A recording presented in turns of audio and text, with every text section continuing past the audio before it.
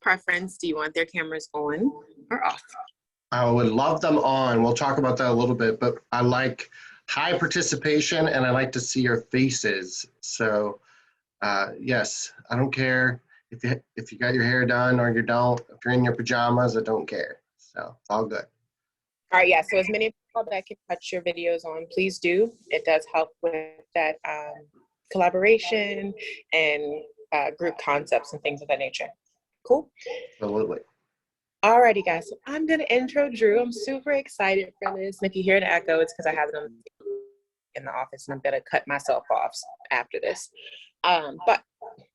So Drew is going to be kicking off our 2-day listing workshop. We all know right now, with inventory being so tight and so restricted, it is imperative for us to navigate through the listing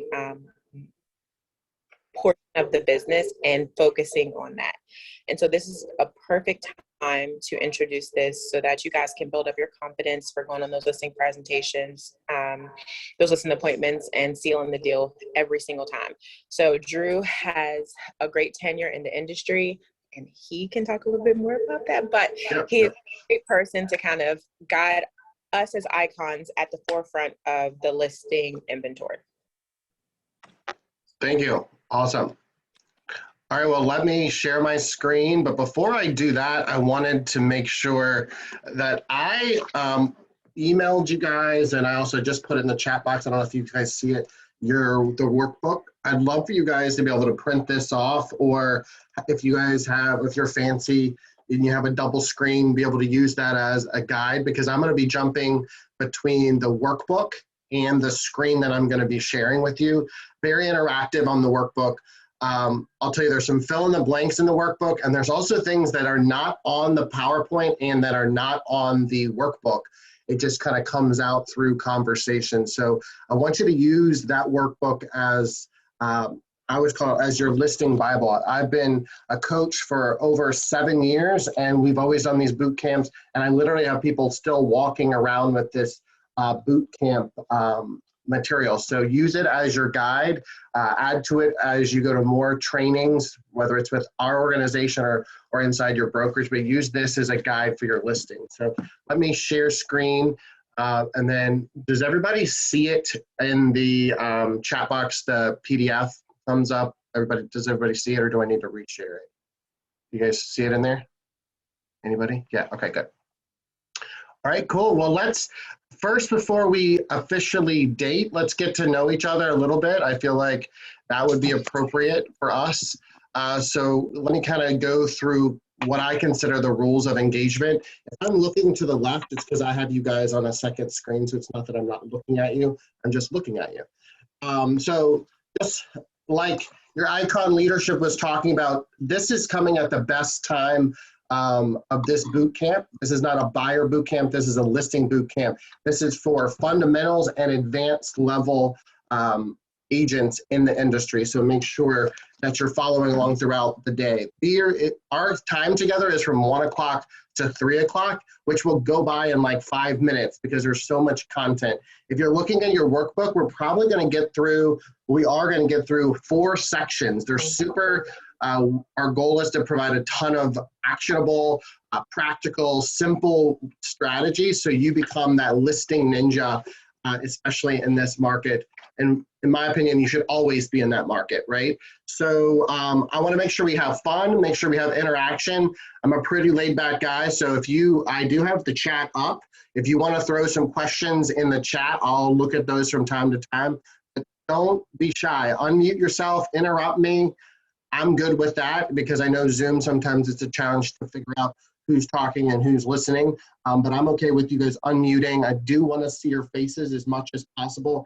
I'm a facial guy, I'm a body language guy, so I want to see as much interaction on the screen that I can. I hope one day soon we'll be able to do workshops like this in person again. So let's kind of dive into the whole process and what we're kind of looking at. So one of the first things I want you guys to be aware of is just who I am. So I am in the trenches with you, just like you are today, but my entire family is involved in real estate. So I'm a husband, I'm a father, I'm a realtor, I'm a trainer and a coach. So our only daughter, Emma, is turning, she's 15, getting ready to go into the driving world. So watch out, everybody in RVA, for my daughter, Emma.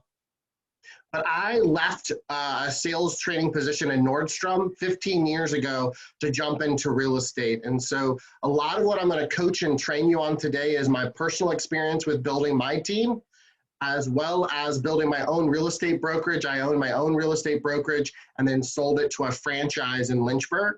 And 70% of my sales business came from seller listings. Now, I will tell you that that's not overnight. It is intentional. It is action driven. That doesn't happen by accident. It's definitely a focus forward. So I'm going to share that with you. I also coach a lot of top agents and top teams in the Richmond market. We are an independent coaching company. We're called the Freedom Companies, and I have the privilege and honor of interacting with some of the top professionals in our field, and they, in fact, harness a lot of the training strategies that we're going to talk about today.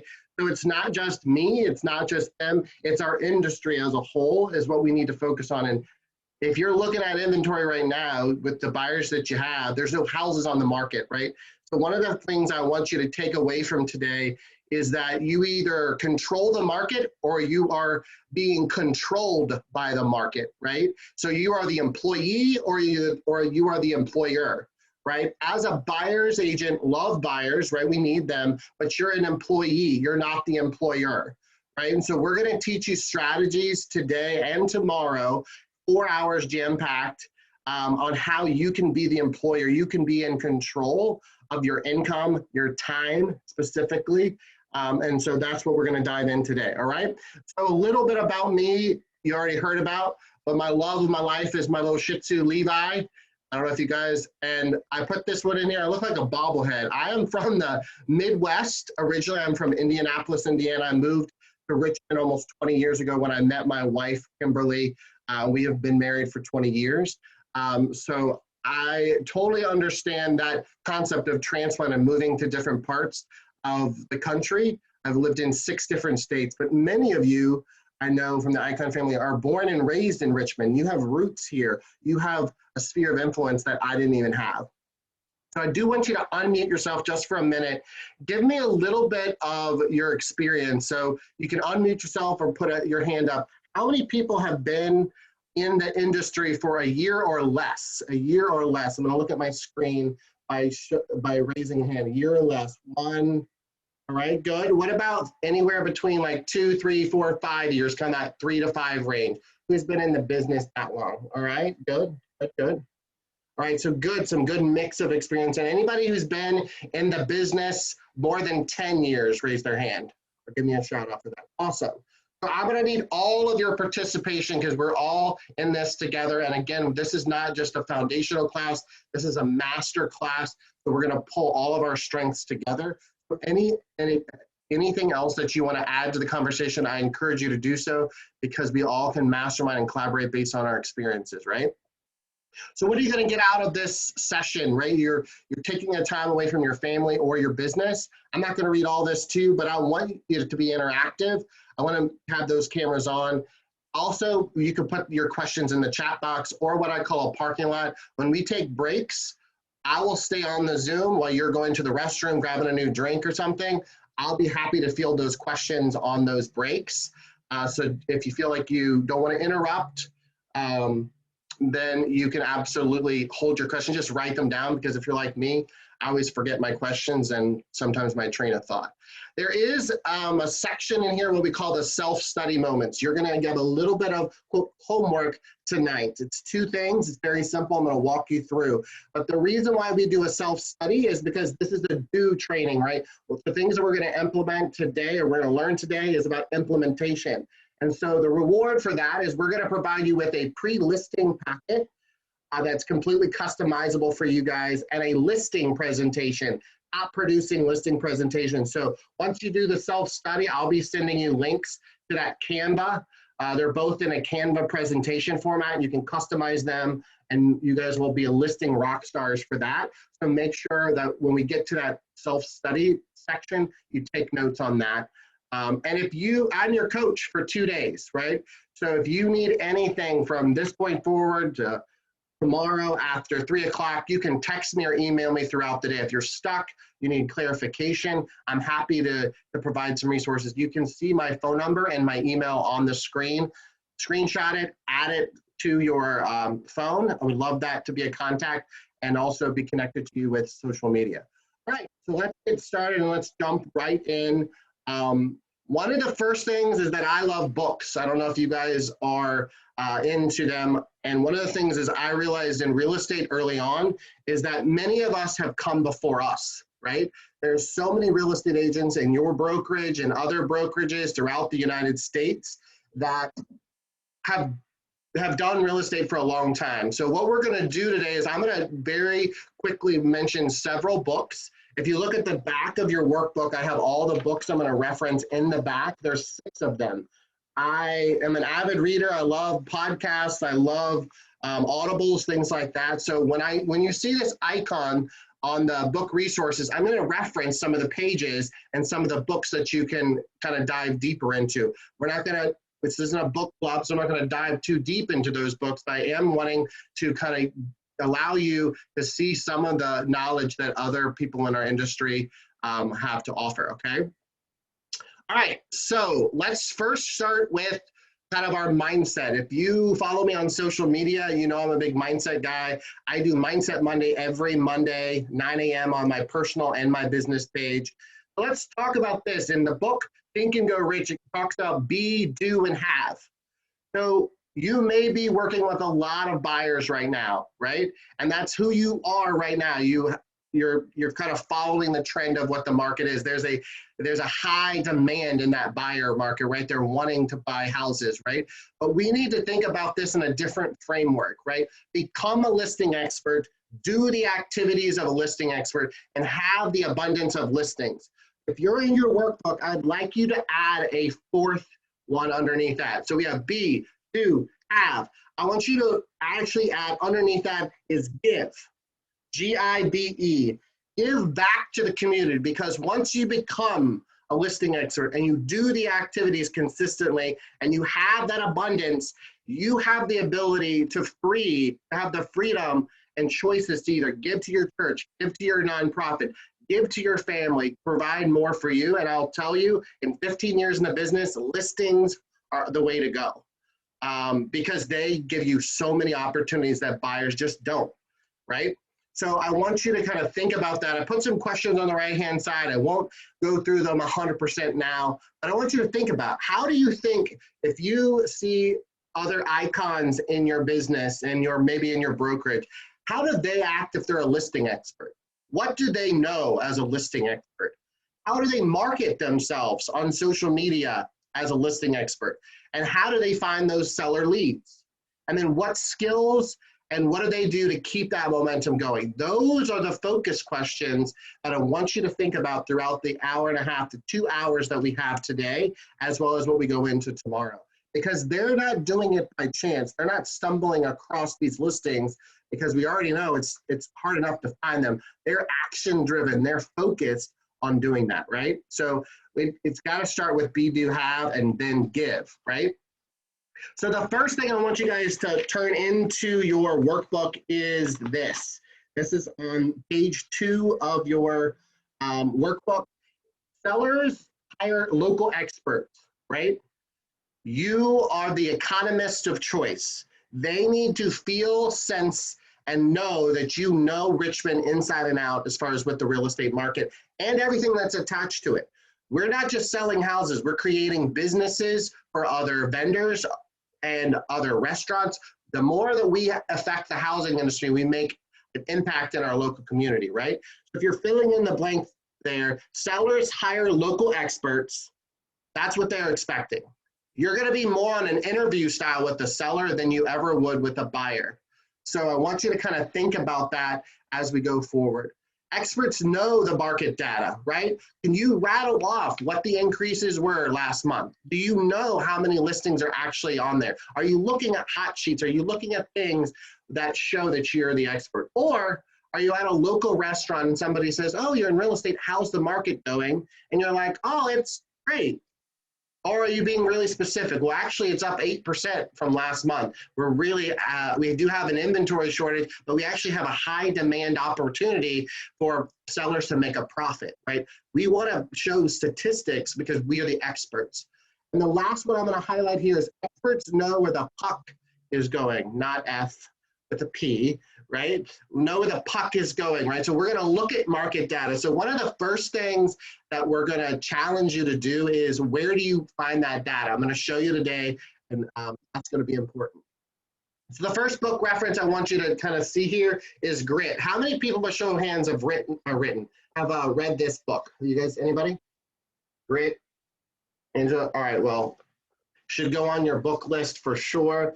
It just talks about who succeeds and who doesn't. It's not a real estate book, it's a business book. It's a great opportunity for you to grow. I'm just gonna literally read 2 lines from it. It says, talent is how quickly your skills improve when you invest in effort. Talent is how quickly your skills improve when you invest in effort. Achievement is what happens when you take your acquired skills and use them. Right? So again, we're in a listing skills game, right? Those that are taking the listings have a higher, sharper skill. And that's not that you don't have the skills. We just need to focus on sharpening those skills, right? And that's what this workshop is all about. And the last thing I want you to point out and know is that we don't sell houses, we build relationships, right? Those that build the most relationships have the most business, right? And we have to connect to that through listings, right? Listings, the difference is your sign is out in the front yard. Your name writer is out there. They see your physical face when you do marketing, right? Because most of you, I hope, use a headshot, right? So you are the mayor of this community, and listings are the way to be able to do that. All right. So how do we know where the data is? So the first thing in our homework, if the self-study, if you look at page 3, I'd like you to fill this in. Right? What is the average sales price? And we're going to look at February's numbers because we're not done with March, right? So I'd like you to fill this in, and then you can text it or email it to me. And again, this is going to give you access to that pre-listing, which I'll show you in a little bit. So where do we find this information? Well, the cool thing is that we are in CBR MLS, and it's easy to find. The minute you log into MLS, you have this dashboard. Can everybody see that dashboard on my screen? By show of hands, yeah? So you see that market stats, the one I circled in yellow. Super easy. It's 4 clicks away from you knowing what the monthly review of inventory is, and to answer all of those questions right there, right? Knowing those every month, you'll absorb that information and you'll be surprised. It just spits out of you like when you're on a lunch day, when you're at drinks, when you're at happy hour, it just starts to come out because you become the local expert. So when you click on that icon, this shows up, this screen here. I'm going to give you a couple modifications based on my recommendations of using this all the time, right? The first thing is that I would recommend you clicking on the resale button. It defaults to all, and there is a big difference between new construction and resale. Would you guys agree? Pricing difference, inventory difference, a lot of differences. So make sure I would recommend you changing it to the resale tab. The other thing is that it's going to give you this crazy wiggly graph. I'm a visual person. I need a bar graph. I need big, chunky, visuals for myself. So I change this to a bar graph, and I also change it to 2 years. So what you're visually seeing is a modification of just a couple clicks. Resale, bar graph, 2 years. Bam, that's it. All those blue tabs on the bottom gives you the answers to everything that I'm talking about on page 3 of your workbook. So I already filled mine out for February, and I'd like and challenge you guys to do that after we jump off Zoom today. It takes you 5 minutes. I would love for you to get in the habit of doing this every single month. We call this at Freedom Companies the market of the moment. We do this every month around the 15th of the month because of the actual input of all the inventory and everything and calculations and closing. CBR MLS takes a few days. But I always work with my clients to make sure they know what the market of the moment's doing, where the puck is going, right? Great for you to use for marketing and social media. You can create graphics and really cool things on that. And we did one just a week ago, and the market is changing. You'll see when you go do the inventory assessment, pendings were down in February. Well, they've not been down in almost 6 months. So this is the first indicator that the puck is moving. And so what does that mean? 1 month doesn't create a trend, but it is an interesting situation, especially if you review it every single month. All right. So the first kind of thing is to be the local expert. You've got to know the statistics. You've got to be local. Other thing is that, and we don't have to do this, is that you can even break it down by MLS or zip code areas. If I know you guys, work at Rockets Landing, or maybe you guys are downtown Richmond, or maybe you guys are in Rico, you can even go very specific by MLS or even neighborhoods. And this allows you to be more of that local expert, which is what listing agents know, right? All right. Any questions about that? We're going to roll on. All right, so the first thing I want you to kind of see this visual. This comes from a book called The Millionaire Real Estate Agent. Mine's all kind of tore up, ripped up. I highlight and use this often. This is an amazing book. It's actually about a 10-year-old book, so some of it's outdated, but this is absolutely true and foundational to the concept of leading with listings. This triangle starts with, if you're looking at your page there on page, it actually goes with leads on the bottom, right? So you can't have any business in real estate without leads. That's the base of anyone's business. To the left is listings. Those that have the listings have market share. That's a terminology that I'm sure those with experience know about, right? Market share is important. That means how many signs that are in the front yard. And ICON, you guys are coming up there. There's a lot of ICON signs in the front yards, right? You are taking market share, number one, because you're being trained and coached by amazing leadership, but you are selling listing, right? So the more listings, the more signs you have, then it creates leverage. And leverage in 3 things. I'd like for you to write down in your workbook 3 things about leverage. First thing is listings allow you to leverage people. Second thing it allows you to do is it leverage systems. And the third thing it allows you to do is leverage technology, right? So the cool thing about this is that you can manage about 5 buyers without pulling your hair out. Sorry, I'm bald, so you know I had probably more than 5 buyers, right? So you can manage about 5 buyers before your laundry isn't done, your kids are eating a little later, you're stressed out because you've been putting all that mileage and you've been to the gas, it's true, you've been to the gas station 3 times in a week, right? But with listings, you can put up to 27 active listings in the same amount of time. You can have five buyers. 27 versus 5. That's the leverage piece. And until I figured that part out, I was like, yeah, I'll get some leads. All right, you told me to get some listings. I get that. And until I figured out that leverage piece, I didn't understand. I didn't get it, right? You can leverage large teams to do a lot of different aspects of listings, right? You can do a lot of things. So I want you to think about that right at the beginning of this conversation is listings, leads, leverage. That's the magic sauce to this business. If you see anybody that you follow on social media, that you see in panel discussion, that you see get awards for top production, I guarantee you at least 50% of their business comes from listings. Guarantee you. And if it's not, they're going to be stressed the hell out. They're going to be overworked, right? So if you're trying to find that counterbalance in life, this is what we're going to talk about today. All right, so let's talk about where we're going to get these seller leads. I could spend the whole rest of this workshop on that, and unfortunately, we aren't going to spend that much time on it. We actually, in fact, do trainings for each one of the lead sources I'm about to go through, and we do about an hour workshop on each one of them. So we'll talk to your leadership, and if we offer it as a group setting, I'd be happy to invite you into those workshops. But we're going to just kind of touch the surface of what some of these are.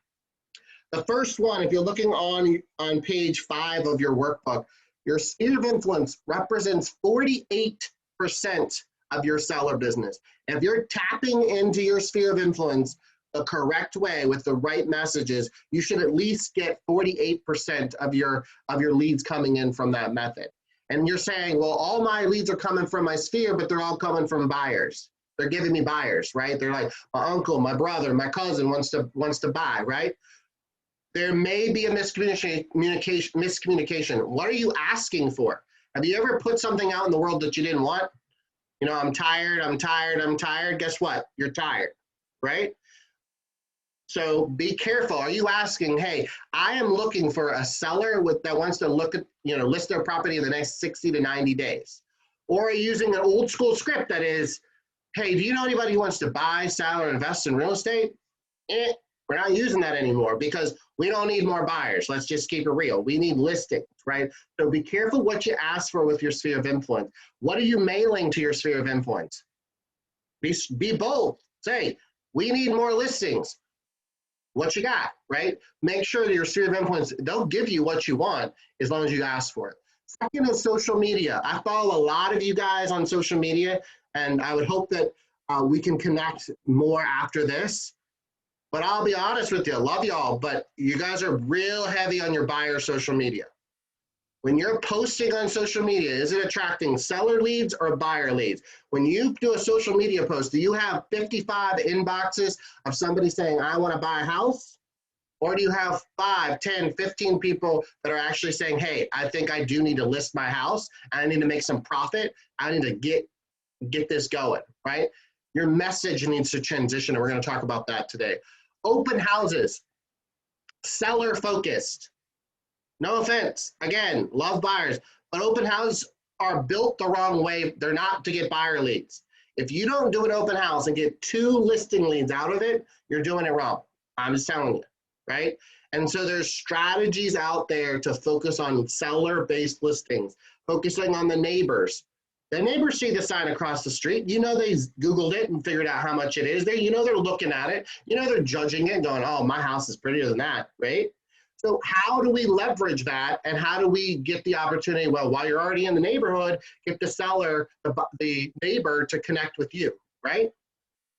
Circle prospecting. Has anybody ever heard of this terminology before? By show of hands, have you heard of that? All right, so those that don't have their hand up, it's a subject property. It could be anything. It could be a listing you could have. It could be a buyer you put under contract. You take that property and you building through a software system, you pull a circular radius around that house, that property, and you prospect for that, right? So every buyer that goes under contract, you circle prospect around that, right? And the conversation isn't, oh, I put my buyer under contract with it, is, hey, my buyer's moving to the neighborhood and I have other buyers wanting your neighborhood. Are you considering selling, right? It's not a bragging of, oh, I sold a house to a buyer. It's, hey, I got other buyers that want to live in your neighborhood, right? So we use a product called Mojo. You may have heard of RedX, Vulcan 7. It's really cost effective. I'm going to show you how cost effective it is. It's not expensive. Just to get the circle prospecting part. If you go into other, their salespeople, they're going to sell you other stuff. But if you go into just the circle prospecting, the neighborhood prospecting part of it, it's not that bad, right? All right, the next one, ask clients. This has been gold for our coaching clients, right? So if you have been in the business longer than 3 years, which I know there was a lot of hands up, those buyers, if they realized that they were sitting on $20,000 or more of profit on their house, you think they'd move? I would. If you gave me 20 grand right now, I would, right? So what we're doing is that we're actually contacting by email. We're doing a quick CMA, nothing fancy, down and dirty, like that quick CMA. And we're emailing all of our past buyers 3, 5, 7, 10 years back. And we said, hey, we just did a quick CMA. And based on what you bought it for in 2018 versus what we think just a rough estimate of the 2021 market is, you probably could make about $32,000. If you're thinking about selling, now's the time to cash in and make a profit. 9 deals just this month from just those type of emails. 9 deals from that. Run quick CMAs. Don't get in the weeds, but do a quick CMA. We have literally one client, he's moving in with his mom into the basement because he's going to make $43,000. He's like, I'll figure it out later. I'm going to move in with my mom, cash in my 43 grand, and then I'll figure it out later. I have another one that he's actually, unfortunately, with COVID, losing his job, and he knows he can't afford his house anymore and doesn't want to mess up his credit, doesn't want to go down that bankruptcy route, and he can cash in and make 23 grand. He's like, sell it, right? So how are you interacting with your past clients, specifically your buyers? Realize we're in this human business. COVID has created some babies, right? COVID has created some marriages and divorces. Let's just keep it real. So those life changes, even though 2, 3, 4 years ago, it's their forever house, lies, all lies when it comes to money and change in your lifestyle, okay? So number 6, business to business, leveraging your vendor partners. Y'all, we give way too much money and way too much business to vendors for them not to be giving us seller leads. Can I get an amen? My carpet guy, my painter, I literally give them thousands of dollars of business and they got to reciprocate back to me, right? And who's in the house before us? It's most likely, a lot of people know what to do with their house on a basic level. They watch HGTV, right? They're doing painting, they're carpeting, they're doing all those things ahead of time. Those vendors are in there talking, right? So coaching your vendors, hey, if you hear, hey, you're painting a house, ask, hey, do you have a realtor you're working with to list the property? Yes, I do. Awesome. Well, do you want a second opinion? It doesn't hurt. Everybody gets second opinions, right? It's great that they have a realtor. If they're loyal to them, they'll stay loyal to them. But if not, let's get you a seat at that table, right? The last two, FSBO's expireds is one that's used to be my bread and butter. I think right now it is interesting. It definitely is connected with buyers more. FSBOs are selling, just to be honest. It used to be a statistic that only 14% of them sell, but honestly, it's out about 50%. If they're priced a decent price with inventory so low, but there's a value add that I want you to consider. I call this a condition report. I'm going to click on this. And then when I called for some owners, I'm not a hard sales guy. I'm not going to be like beat you overhead and make you choose me, right? But what I'm going to say is this is the dialogue, not a script. This is the dialogue I say with the FSBO expired. I'm going to say, hey, I see you have a great house at 123 Smith Street. And I have a buyer that I think matches up with that, but I want to not waste your time, and I sure as heck don't want to waste my buyer's time. I want to preview the house. In return for that preview, I'm going to do what I call a condition report. I'm going to do just a brief snapshot of some things I think you could possibly do that may get you more money when you sell it yourself. Can I set up a showing to preview the house? Then what I'm going to do is write all those notes down, and I'm going to do a condition report. I'm going to put, hey, these are things I think you could do the exterior. These are the things I think you can do the interior, right? And these are the 3 recommendations. This is under market, meaning this is the bare minimum. You got to clean the carpet.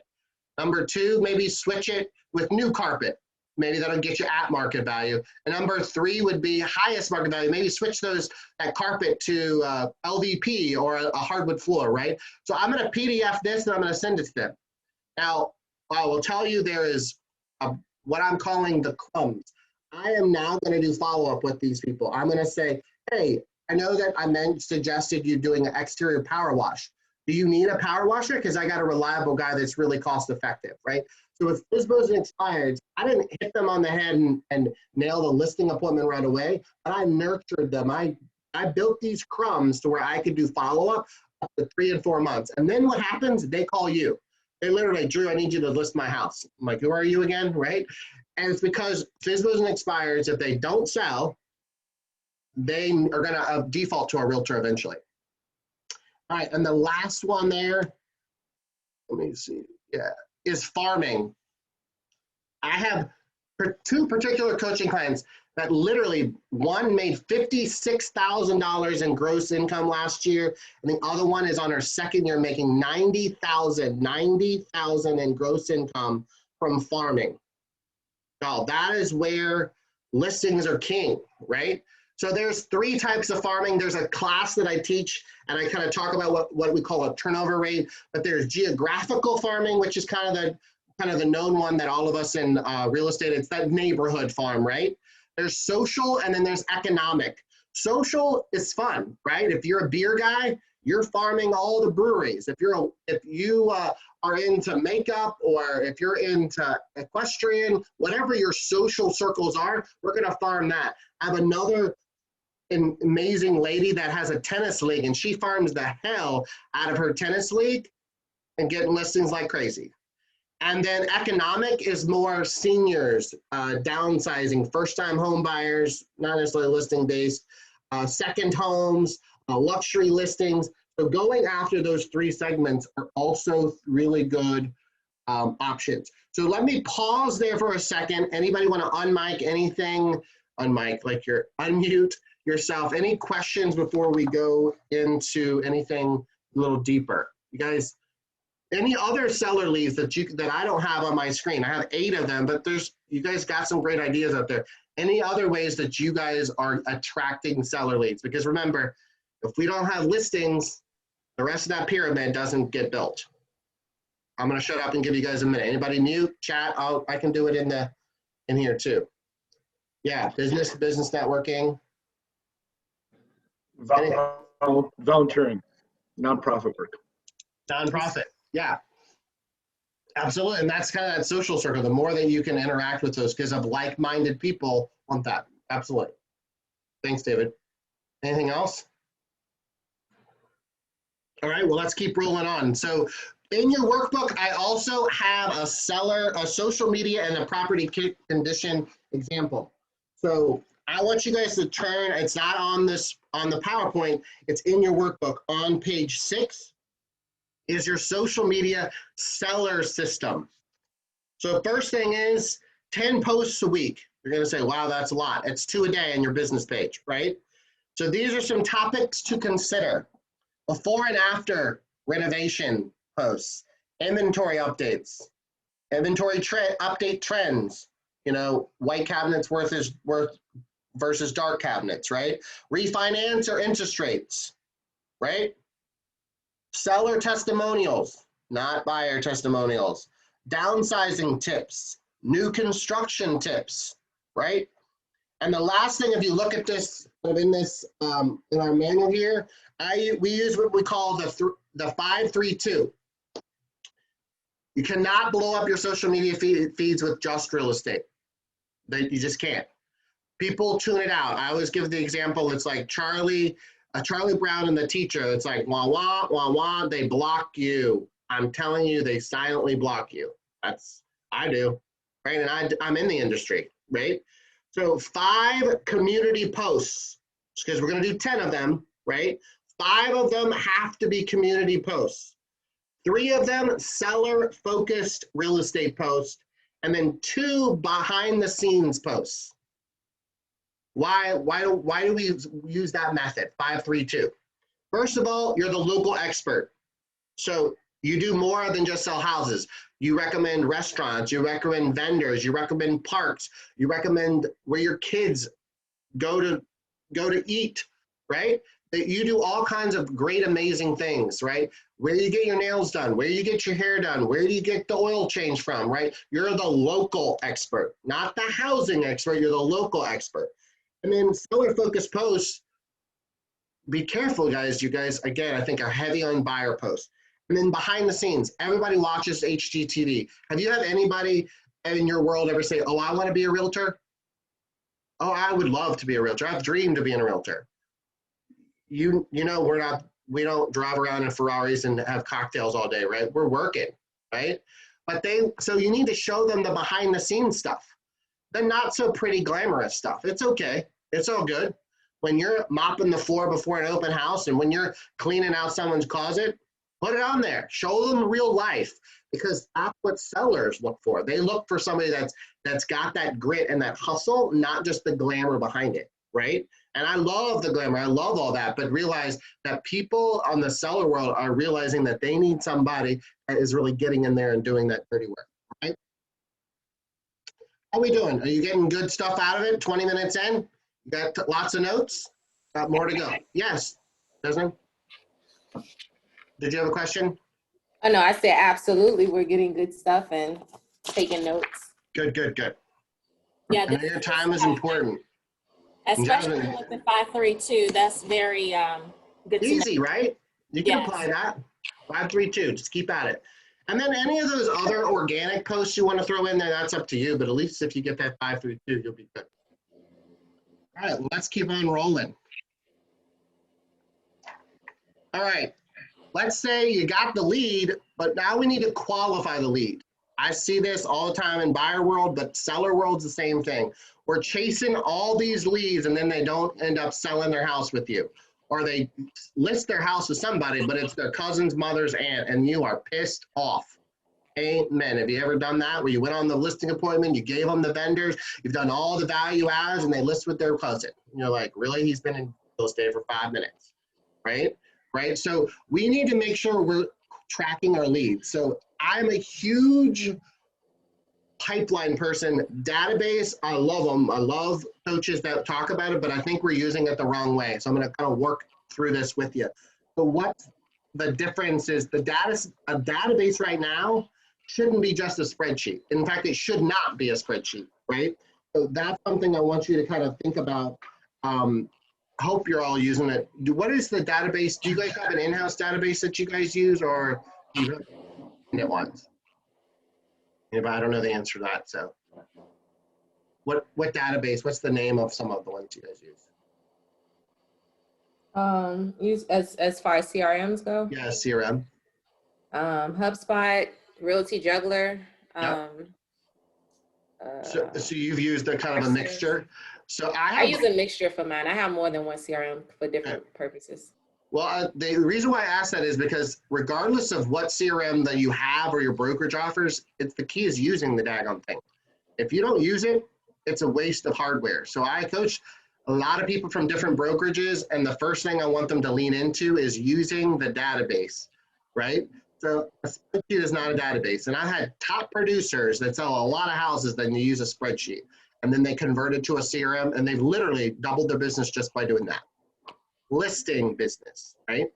Your database is never finished also. If you're a person that likes to have a big bow on something, you're like, fun, you will never find satisfaction in your database. The database is always a work in progress. There's nothing finished, right? There's always, you're missing an email. You're always missing an address. You're always doing something to it. So love y'all, but if you're expecting a database to be perfect and clean and always done, and it's not going to happen. So I also would challenge you to build your database to at least 350 people. There's some math and science, and there's some past experience with that and books written about that. If you don't have at least 350 people in your database, at least a 10% return comes from that. If you're nurturing that, this is again, listing business comes from your database. But I don't want you to throw crap in there. I don't want you to throw stuff in there that just to get it to 350. I just signed on a new client yesterday. She's got about 250 in there. I'm like, I need you to get to 400 based on her goals. But I'm like, don't be throwing people from your phone and yellow pages.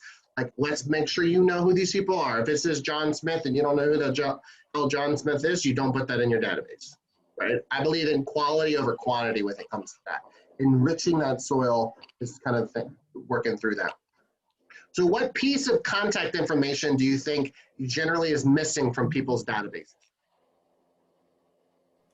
The address a lot of times. Amen. Or the email address. Yeah, The address. Yep.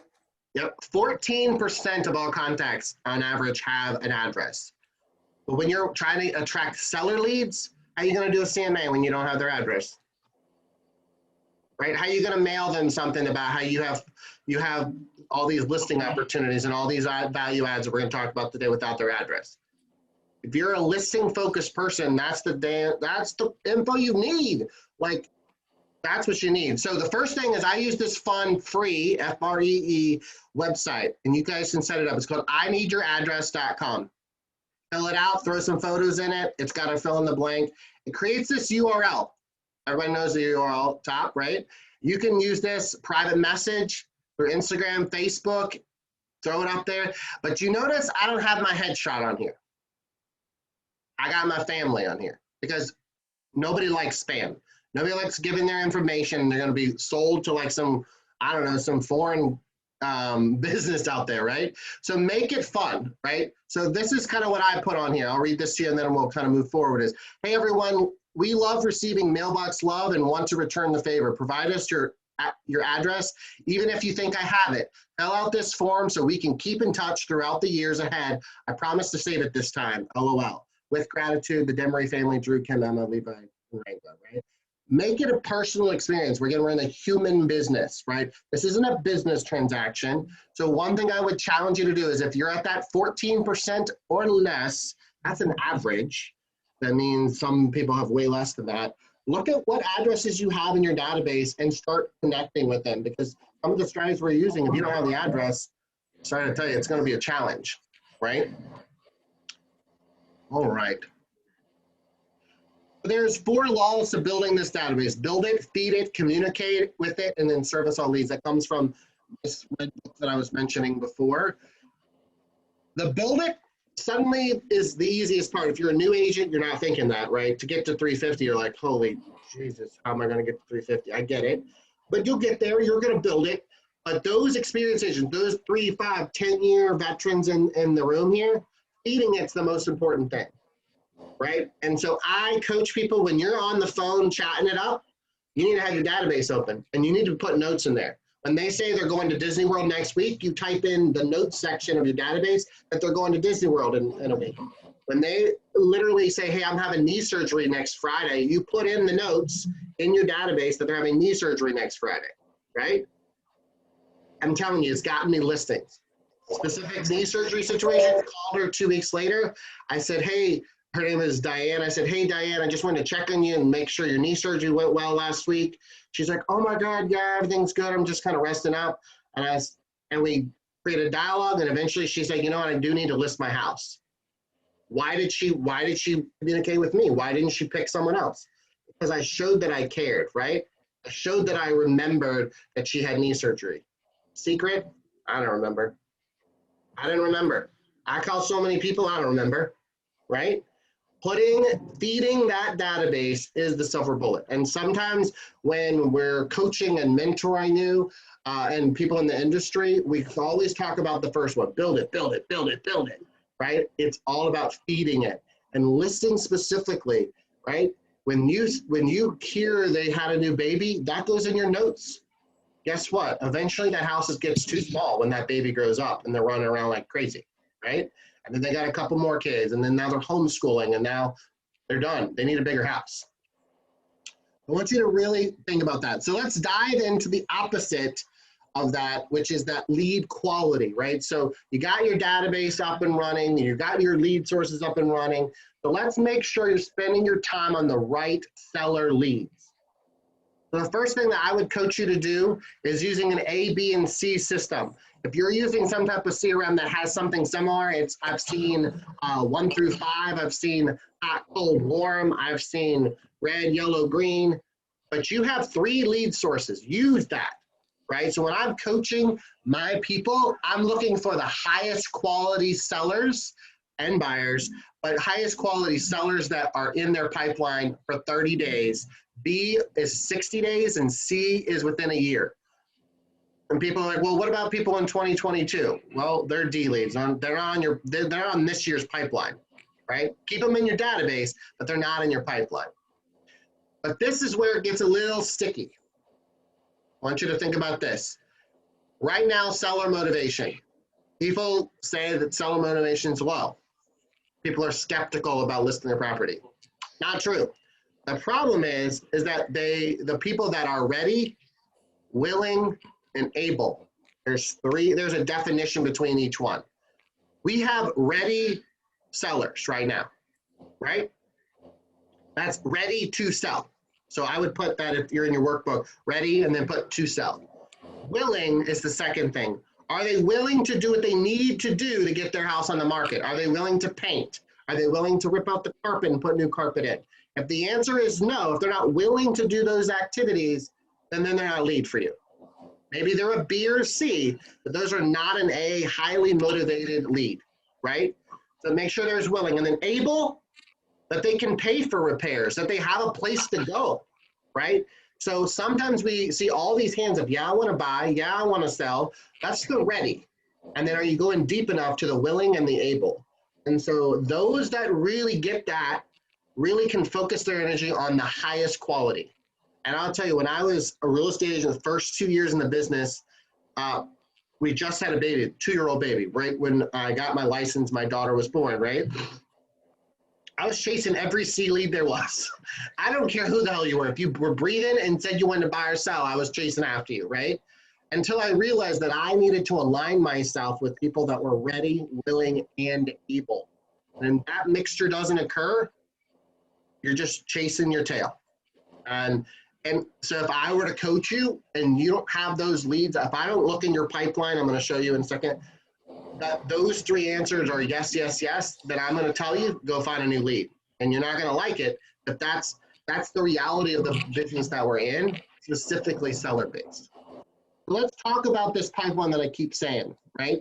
The difference is that a pipeline, sellers or buyers, have raised their hand. They have verbally said that they're going to buy or sell in 2021.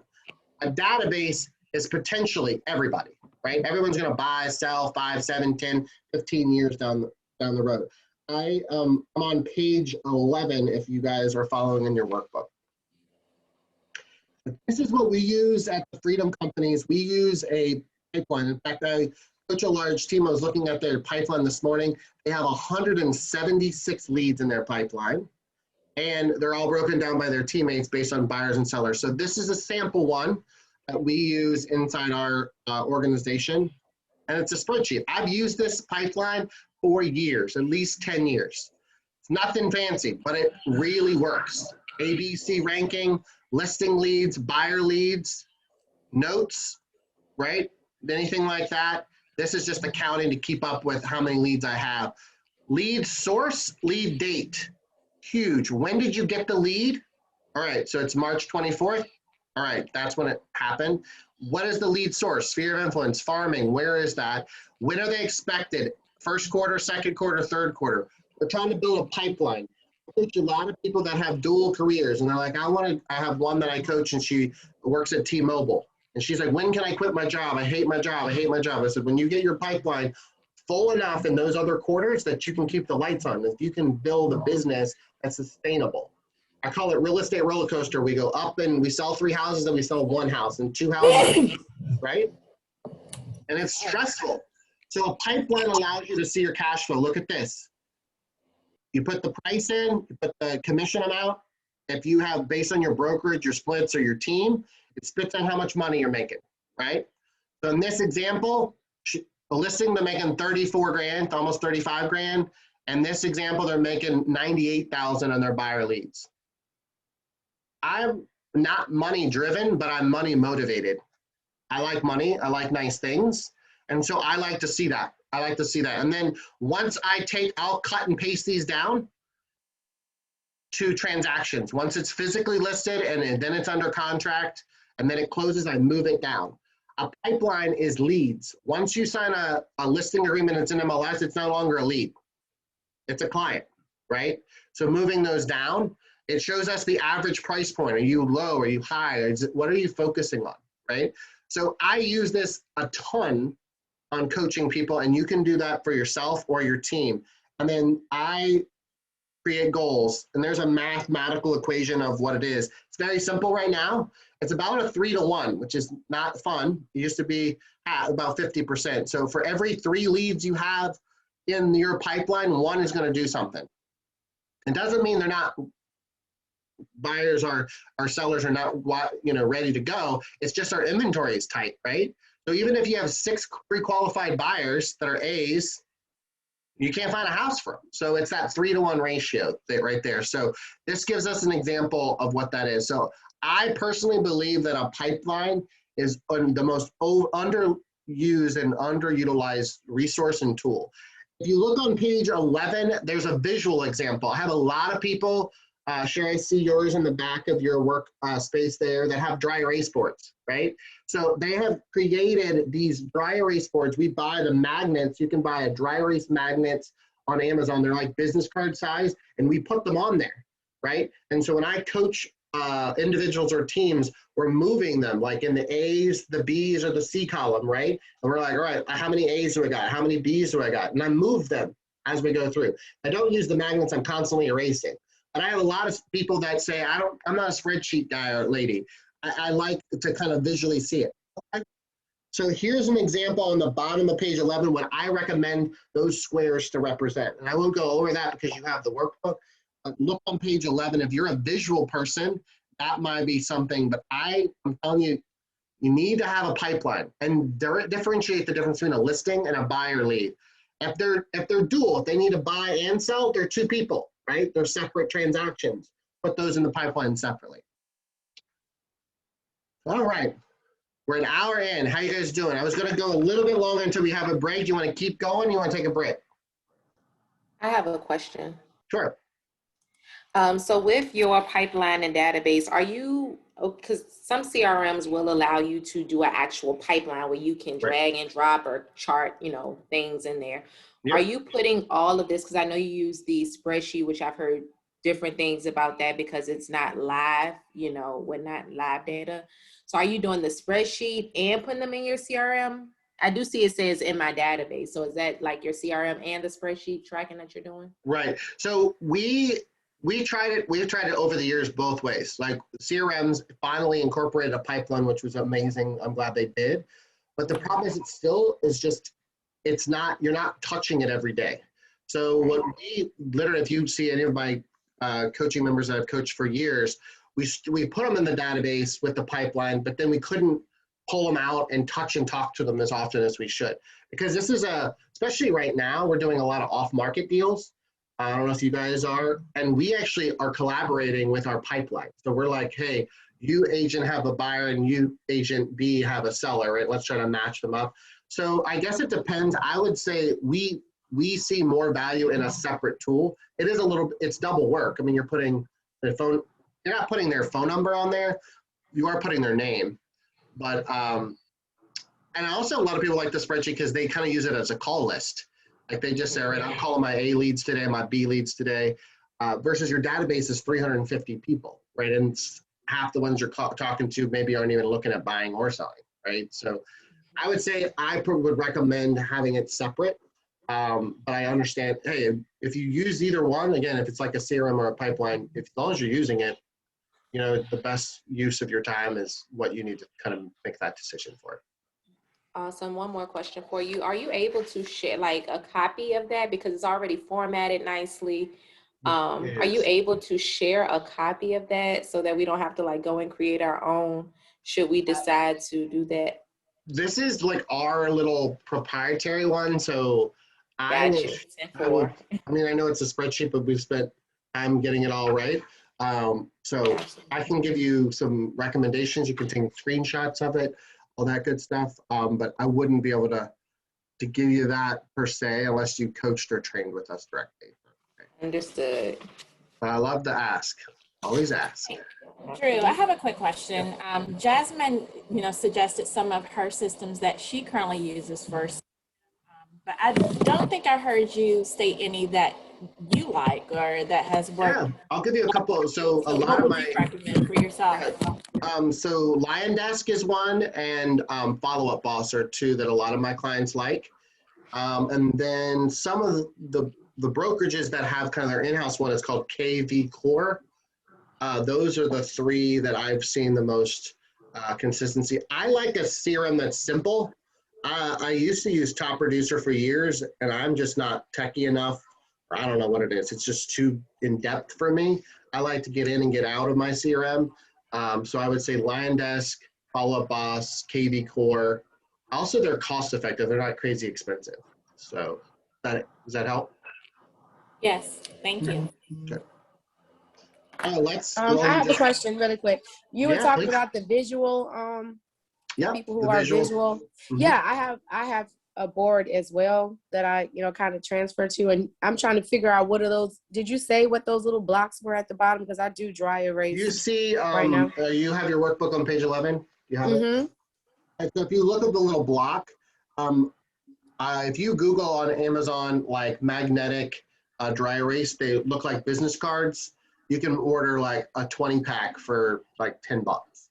Okay. And so on the magnet, I have them put their name, their client's name, the expected price, listing or buy, when they want to list or be under contract, like what month, what lead source, and an A, B, C, or lead, and then are they a buyer or seller?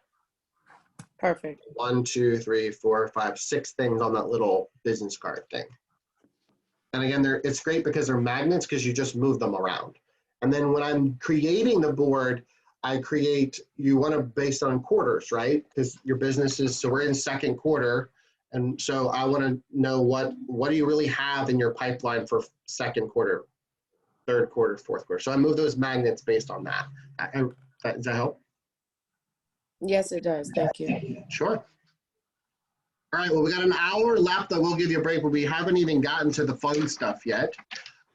So one of the things I want you to consider, everybody talks about lead generation. Is when you were in real estate early on, remember back to those of you who've been here a while, remember being just like bombarded by lead generate, like people will just throw that word up all the time.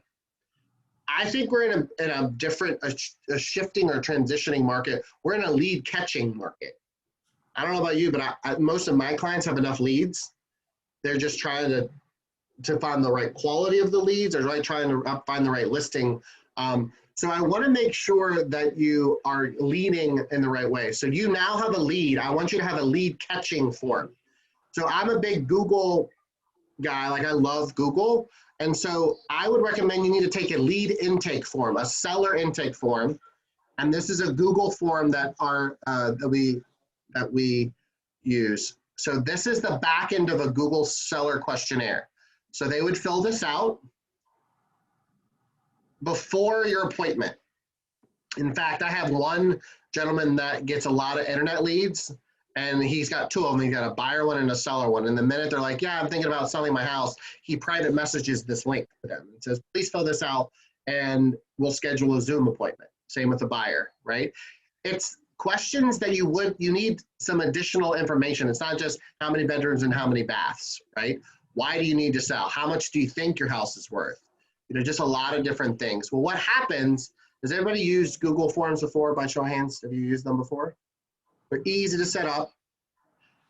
On the back end, whoops, you can see, I went crazy here. Hold on. Yeah, click happy. On the back end of it, it's going to give you the responses, right? So this is what I see as the agent. The first one I showed you is what the consumer sees, right? So in my version of it, I see the responses, and I see all the answers to the questions that they answered. And then I can download that as a spreadsheet, this little green icon here. I do a separate Google class, but basically you can download it as a spreadsheet, or you can just print screen. You can just print this. And so when you go on the appointment, now you've got some information more than just the basic bedrooms and baths. So the first thing I would recommend, especially working with sellers, is the more information you have, the better, right? And get deep really quick with them as far as what that is. You can also, if you look on the example on page 12, I have a PDF document version. Old school, we used to email this to the seller, they would fill it out, but nobody scanned it back, right? This, at least while they're watching TV, they can click through and answer some of these questions. I would recommend, if it's married or partnership, you send it separately to the husband and the wife, right? Because how the husband or the wife answers may be different. And when you look at them, they're like, well, why did he say this and she say that? And you can have better conversations with your sellers. So you've got that lead capture, right? So now you've got at least the surface level of what you're dealing with as far as the client or the potential client. And now you're going to make a decision if you want the opportunity, if you want to even be in business or in a relationship with them. Some sellers, it's not realistic, right? So we need to make those choices. So one of the things I want you to consider, though, is that you do need to close for the appointment. I am not a big script person. I grew up with scripts. I see value in them, but I do consider them at this point kind of old school. I believe more of a dialogue is important. People smell salespeople. They do. They see it coming a mile away. All the techniques that I've learned and coached through over the years, you have to make sure you're using words that aren't off-putting. So one of the first things is, I would say, instead of an appointment, use the word swing by or stop in, right? An appointment sounds like you're going to the dentist or a lawyer. right? And if I'm considering, I'm not really sure if I want to list my property because I'm not sure if you can get the price I want, I don't know if I want an appointment, right? So think about using some slang or some dialogue that's a little softer to at least get you into the conversation. And these are 5 techniques that we coach to a lot. I like the last one the most. It's called a tie down. And it basically, the concept of it is, again, don't have to read it word for word, is wouldn't it make sense for us to meet to discuss the selling process further? Wouldn't it make more sense, right? That's the tie down. Or my second favorite is the take back. I've enjoyed our conversation today. To be honest with you, I'm not sure if I can help you out, but I'd be happy to meet with you in person to see if we're a good fit. The take back is awesome because that's it. They're like, what do you mean you don't know if you can help me, right? Again, be careful. That's a good one because you're not ego focused. You're right. You're helping focused. You're not ego focused. You're helping focused. And people see that as receptive. That's transparency. That's that trust. So I really love the take back close with the tie down, but you got to go for it. You know, if you don't ask for the order, someone else is going to. Like Jasmine, I love asking the questions, get the yes, get the no. Like you got to go for it. So make sure you're closing for the appointment, whether it's through text message, email, messenger, or on the phone. Now it's setting up to get that appointment. All right. And then the last part of that is, here it is. Once you get that day and time established, I want you to send an email confirmation with that seller questionnaire link. And so if you're using that Google form, I put it right in an email that says, hey, I look forward to seeing you tomorrow at 3 o'clock and your address is, just for confirmation purposes, your address is 123 Smith Street. Before our appointment tomorrow at 3 o'clock, please click on this seller questionnaire link so I can learn more about the needs of your family. And I just embed that in there, right? And I use that same email over and over and over again. And the cool thing is that you can use, that link is the same link for everybody for 10 years. And it just adds those responses up. So you don't have to recreate that email, create a new link. It's the same one. And they don't see the responses of other people. They only see their consumer version of that. So getting that set up, you can embed it into the Google Calendar in that notes section, right? Getting that, and then the cool thing is you have that forever. So when sometimes sellers, we work with them for 3 or 4 months before we even get them listed for sale. You have all that information the whole time, right? And you can look back at that and see what their motivation is, what some of the questions, the answers to the questions they have, and bring that back up in conversation now that they're ready to, in fact, list with you. And again, they see that you're listening to them and you took notes. They just gave you the notes for free. Like they did the work. You didn't even do it, right? So make sure you have that lead catching mechanism in your seller system. It makes your life easier. It makes you look like a rock star. All right. Well, let's take a little bit of a break before we go into the last section of this. But I want you to kind of end with this. Listings provide marketing opportunities and branding and sign calls. Marketing opportunities are huge. Buyers, agents, you don't get enough credit. I agree, but that's how our industry is. You don't get a for sale sign. You don't get to put the sold sign out. You don't get to do any of that, right? And also your branding isn't out there. They don't know your cute logo. They don't know your story. They don't have access to your website as a buyer's agent. Listings provide that leverage piece. So I want you to think about that. Signs, open houses, internet leads, right? All that stuff is connected to the seller. So if you're saying, I don't have enough leads and I don't have enough listings, and again, Rome is not built in a day, but these are things that we want to work on. And the last thing is credibility in your community. Right? We talked about being that local expert. The more you put signs out there, the more that they see your face and your name associated with your brand and your brokerage, they buy in that you're part of the fabric of Richmond, right? And I think ICON, you guys do a great job of really connecting with your community, but I think showing up as the listing specialist is going to even elevate you at a higher perspective. So I want to take us a 5-minute break so you guys can go grab something to drink, go to the restroom. I'm going to hang out. I'm going to unshare my screen and just hang out with you guys for 5 minutes. Let me set a timer to answer any questions, and then we'll bring it home for the last 45, 50 minutes. So go grab something to drink. We'll go to the restroom, and we'll keep rolling. Let me start a little timer here. So how are we doing? Timer. It's a lot of good information. I'm trying to, I'm not familiar with Google at all. So I'm gonna have to get in there and click around and all that stuff. I'm actually on It's recording. super fun. So literally you go, like, if you're on Google, like the search engine, you literally like Google Forms is what you're looking for, Google Forms, and they'll give you a template, and it's super easy, and it's very easy. They give you like a questionnaire sample, and then you start filling them in. And different things like that. So we have a seller one and a buyer one.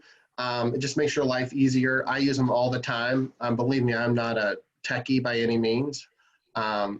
So play around with it. If you need anything in the next, if you need help the next day or so, just reach out, make sure you have my cell phone number and my email. I'm happy to Zoom with you offline and help you out, okay? I definitely appreciate that. I did save your number, and I might just need a little bit of a direction. Yeah. Okay. Yeah, we can Zoom for a few minutes. I can share screen and give you a little, 101 what I know. I'm not a Google expert, but I can at least get you enough to get in trouble. Yeah, that helps. Thank you. Yes. I would like to join in also. I'm using the actual Google Calendar, which is a spreadsheet. I put anyone that can't do anything for the next 90 days, I put them in that. But the use one Google that Calendar to do that? Yes. I keep them all that way. I can just kind of go there and just kind of say, hey, let me check on this buyer, check on that buyer, check on the seller. I love that.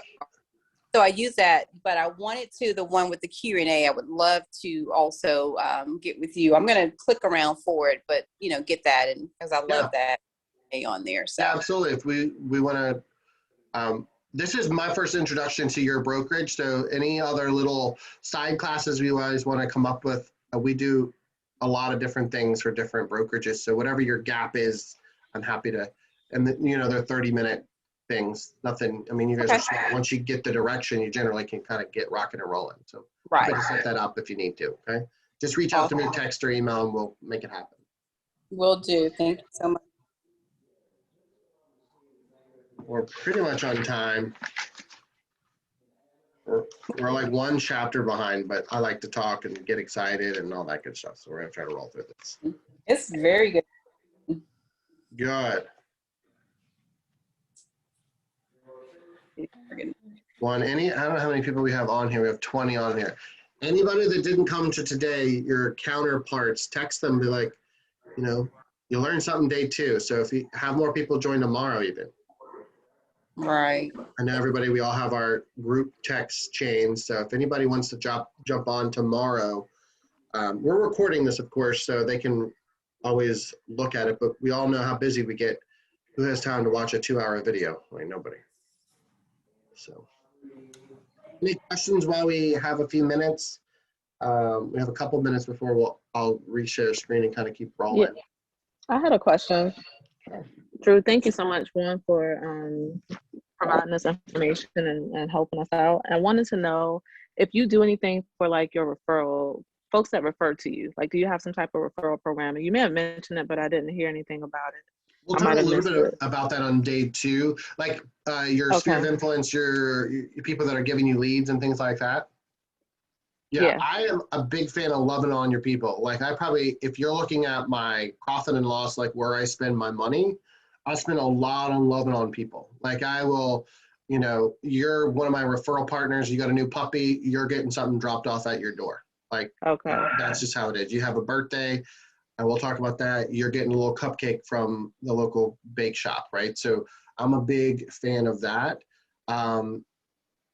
In fact, if you're looking, if I won't geek out too much, about 10% of your expenses should be lead generation based things. So, a lot of times people are starving their business. You're a rock star, you're selling a lot of houses, and then I look at their profit and loss, and they're not spending any money on their people. Like, and it's not a lot. You don't need to buy them like diamond rings and Rolexes. You need it like a $5, $10 thing. Make them feel special. So definitely getting that system in place. We'll talk about that a little bit more on day 2. But I have it looks like a damn like gift shop in my garage. I got the tissue paper, got the bags everywhere, I got our logos. Because you just need to be quick because we're all busy, right? And we know all the thought that counts. Well, the thought counts until you don't do it.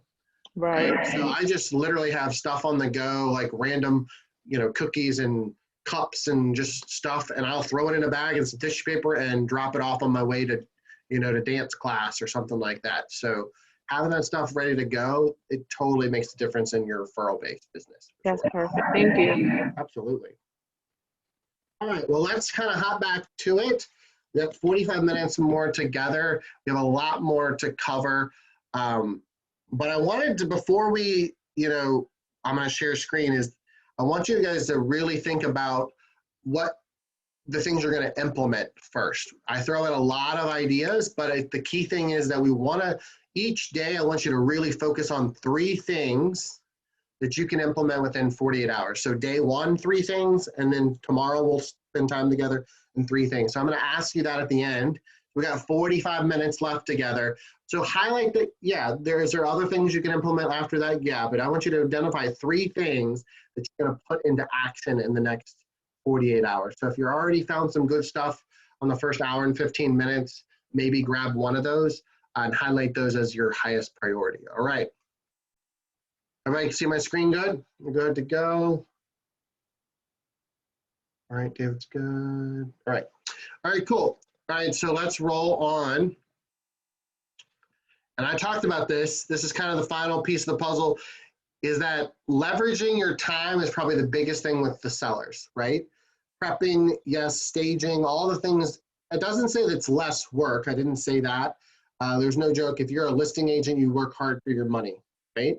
But one of the coolest experiences when maybe you guys have been through it, when you're on a vacation or you're away for the weekend with your family and you get a house under contract, it's the best feeling in the world.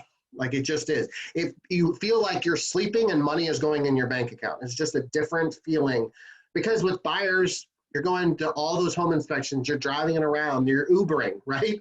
You're literally putting in gas money. And my wife is a buyer's agent on a large team right now. And ironically, pretty much our only argument is that she's a buyer's agent, is because I don't see that.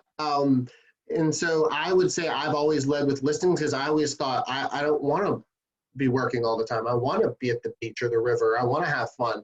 And listings allow you to do that. There's a lot of automated things. Once you get it up and running and you have the photography and the staging and all the marketing's up, you really are in a better position to leverage your time.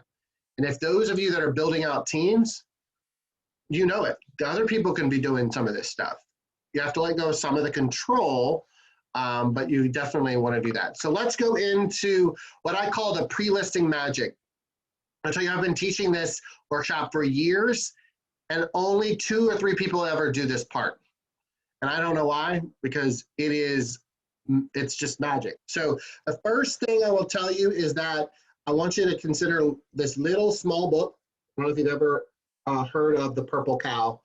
Seth Godin is a cool dude if you follow him on social media. But this book is simple. It's basically, you need to stand out amongst all the other cows, right? You need to be the purple cow. And so inside this, on page 83, he talks about the Krispy Kreme. It's all about different businesses that stand out. What's the difference between Pepsi and Coca-Cola? Right? And so the simple statement, which I love, ironically, my wife and I went to lunch supper downtown, and she had this craving for Krispy Kreme, and we're in the damn line at 9:30 at night, and there's like lined out back the street. I don't understand the whole phenomenon of Krispy Kreme. It's weird to me. But it says, Krispy Kreme makes a good donut, no doubt about it, but is it a donut worth driving for an hour for? And sitting in they have created what they call this purple cow moment, where people are sitting in line for donuts. And the reason why I bring this up is that, how do you create a purple cow moment for listings? Or are you just going to be another cow? Are you going to give them a CMA? And yes, you're going to stage. And yes, you're going to do all the traditional things. But what are you going to do to stand out? And so one of the workshops I work on is that unique value proposition. We really dive deep into team or agent specific unique value propositions. I'm going to give you a little taste of that today, because you got to really think about what makes you stand out. And the cool thing about it, a pre-listing takes out some of the dirty work. Has anybody ever heard of a pre-listing packet before? By show of hands. Does anybody do it? Does anybody have one? They're ready to rock and roll. I see one, I see two. All right, good. We're going to give you some of the inside, the behind the scenes of what a pre-listing packet in Magic is. And if remember, we're going to do that self-study. I'm going to give you our pre-listing packet that we use in Canva, and you can customize. But we're going to tell you some about the unique part. So the first thing is, if you are a new agent, or if you're recreating or want to give yourself a little bit more of a facelift on your branding, I want you to look on page 15 of your workbook. And these questions are on there. What I'd like for you to do is block out about 15, 20 minutes, grab a glass of wine, turn on the music a little bit, some jazz or something, but really brainstorm what your unique value proposition is, what makes you stand out, what shows your personality. And this is the key one, number 3. This is the one that I think you need to really, how would your family describe you? What are the characteristics of them, right? Honest, integrity, I've seen fun, I've seen all kinds of great things that have nothing to do with real estate. It's just who you are. It's DNA. It's just you exude that. That is what your unique value proposition is. Not, oh, I sell houses for top dollar. Not, I provide staging services, right? No offense, we all do that, right? What makes you unique?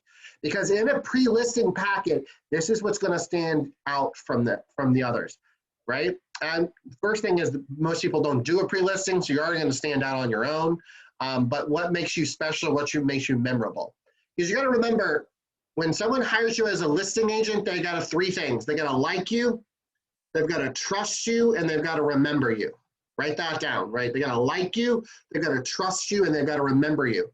And no offense, but they know other realtors, and they know other people that can list their property, right? What makes you stand out? And that's what we're going to kind of talk about with the pre-list.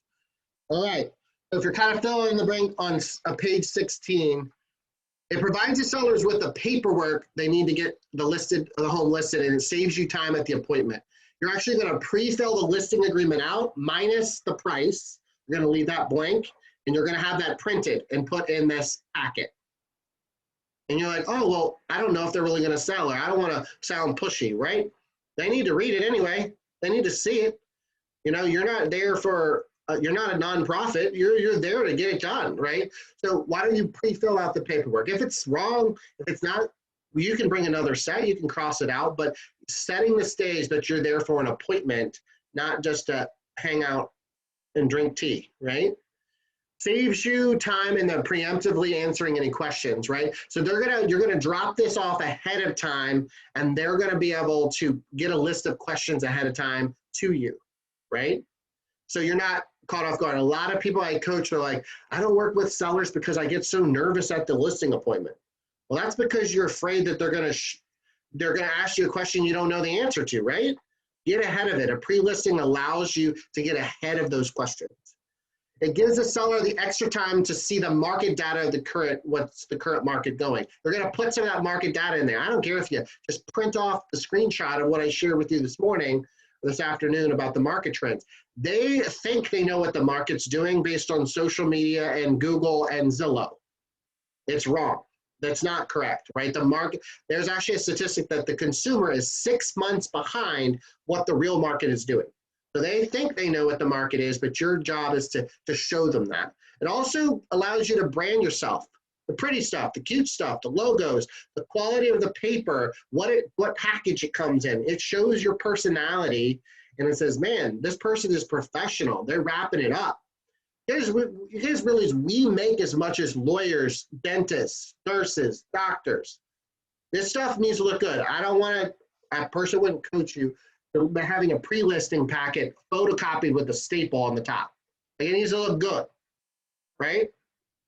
And also builds trust, right? It sets up that first impression that this person ain't playing, that they're here to win, and they're professional in this field. Because a lot of times in our industry, there's the hobbyist, and then there's the career entrepreneur, right? The hobbyist just does it as a side gig. You don't. ICON, you don't do that, right? You're always there to play the game hard. So let's see what's in this packet, right? So the first thing is that I would tell you the delivery is really key. So we're going to talk about that, and then I'll go the guts, the inside of it, right? So I would recommend that this delivery of the package happens 24 hours at least before you actually go on the appointment. So if it's tomorrow at 3 o'clock, you're going to need to get in your car today. You need to roll over there, right? So, and don't make it a surprise. Tell them then to look at, hey, I'm going to drop off before our appointment, just a small package at your front door. It's in a red box, and I just want to make sure you grab it before it gets rained on, right? Text them something, and it's on the bottom there. Have a minimum of 3 of these pre-listing packets ahead on the shelf, right? We don't want you to spend 6 hours on each pre-list. It needs to be stocked and ready to go. You're not going to do that much customization, right? They think it's customized, but it's not, right? It's that pre-done package. So have at least 3 of these packets bound professionally, in a box, like ready to go, and we'll talk about that. And then add anything you need. This is where, again, the creative side, just have some stuff in your office. But if you know, based on the questionnaire, that they got 2 kids, or you know they have a cat or a dog, throw in something in that box, a dog treat, coloring book. They're like, that person listens. I literally threw in dollar store coloring books and a pack of crayons. No offense, they weren't even Crayola. They were just some cheap ones.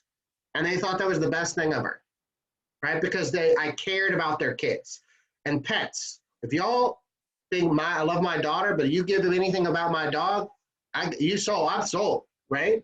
So have dog treats. Go to the dollar store. Go to Walmart. Have that stuff on hand. And you guys, like, I'm telling some of you are going to be like, this shit's cheesy. It works. It's that thought. It's the connection piece. It's that human piece. So those of you that are thinking that, all right, that's good. We'll cash our money and you cash yours, because it shows up when you're talking about making a first impression. So drop it off at the door, or have somebody else drop it off the door. I have a lady that worked on our team. I paid her $10 an hour and she dropped them off. I didn't drop them off, right? I said, I need you to drop off this pre-list at 1-2 Smith Street. She hopped in her car, she dropped it off. She texted me and said, hey, it's already dropped off. Then I text my seller, potential seller, and it says exactly what that screen says. I just dropped up a package on the preparation for appointment tomorrow at 3. Please review, write down any questions that may come up, and we'll go over them when we meet. Thanks, right? You're giving them a job. You're giving them homework to do something with, right? And if they don't do the homework, what do you think that tells you about their motivation as a seller lead? What do you think? Maybe not as motivated. Motivated. Exactly. There's something there, right? They're not motivated. They got somebody else in their pocket to possibly consider. They were just trying to get a price, right? It's all good. We're not judging it, but we need to know what our time value is and what our lead value is, right? That's that ABC lead process. It tells a lot about where their motivation is. So I did some fun stuff. I saw on your guys' Facebook page, you guys have these cool ICON bags. I don't know how many years ago that was, but throw your pre-listing in something like that. That's great. I'm going to show you is we have a box at Freedom Companies. Does everybody see this? We have these made, and we have our logo on them. They have a quote on them, if you can see that. And we have a box, and we put our stuff in. On the bottom, we use Packola, P-A-C-K-O-L-A. And I literally went on that website and threw that ICON logo on there in 5 minutes. Literally, you go on, create a free account. You can pick the size of it. You see the dimensions. I did 11 by 11 for you guys. Who do you use again, Drew, to make the boxes? It's on the bottom of the screen. It's called Packola, P-A-C-K-O-L-A. And there's also a company called Uprint, the letter U and then P-R-I-N-T. We use those. And these are good quality. So we have, I have a stack of them in the corner, right? And they're ready to go. So any new members, I put some good stuff in there and I drop it off. What would it look like if you dropped off something like this for your sellers? Maybe it's a nice bound, presentation like this, where you kind of have a nice little tabbed out and it's inside that box. All right, what if it looks like that? There's a lot of different things in there. That's where you could throw in, again, the dog toys, the treats, whatever it is, a candy bar. I don't care what it is. Dollar store candy's fine. Why do you think we're talking about that magic of that pre-list? What do you think that would do different for your listing appointments versus just showing up to the appointment? You think it would have any differentiation in your result? It definitely sets you apart. It makes you stand out because the average agent isn't doing that. Yeah, that purple cow, right?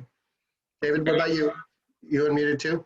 Yeah, it shows them, I mean, the professionalism that you have and the fact that you're thinking ahead for them and they know that you'll be prepared when you actually meet with them. Yeah. Dwayne, did you have a comment? I was saying it makes you stand out. Yeah. I think it's and you're making the experience for them. You're providing them with an entire experience by working with you. It sets the tone, right? It sets the tone. My wife and I went, before COVID, we went on an all-inclusive resort, and you walked in, they gave you a little fresh hand towel, warm towel, a little champagne right when we got out the car. I was like, yeah, here we go, right?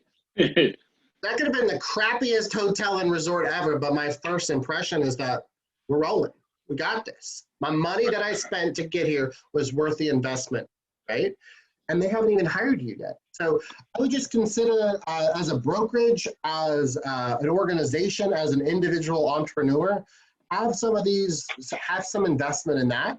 And these are probably, these are $2 or $3 a box. So, I mean, they're not incredibly expensive, but there is an investment up front on that, and you have to have them kind of ready to go because, again, that intentionality is there, but you got to work on that execution. So this is what you'll be getting tomorrow after you do that self-study section, and I'm going to show you what it is. It's really clean. You can customize it. It's the seller's guide, and so if you click into it, if you don't have, does everybody have Canva? If you don't, it's free. You can create a subscription at Canva.com. And so it's going to give you, what your fiduciary is, what the contact information is. All of this is customizable. First impressions.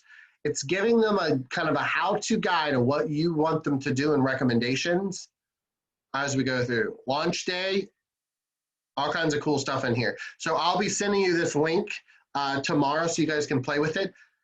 Change it a little bit, but print that thing off, bind it, at Office Max and call it a day. There's some additional things I would put in there. A cover letter would be great if you had one.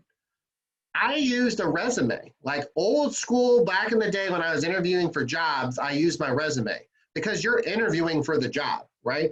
How would it look if you had a one-page resume that said all your experience? If you don't want to show them that you worked at the bank 2 weeks ago before you got into real estate, don't put the date on there. But you had previous banking experience. You had previous property management experience. You had daycare experience. All of that's life experiences that's going to give you different perspective on how you're going to benefit the seller. Right? So a resume, a one-pager, a realtor pledge. Google it. There's tons of them. No offense, but there's no new ideas out there. A lot of these are samples that you can find online for free. Sample listing contract, we talked about that, keeping that all, but all of that needs to go in that packet or that box or that delivery of that information. And then it allows them to kind of at their own leisure do what it needs to do.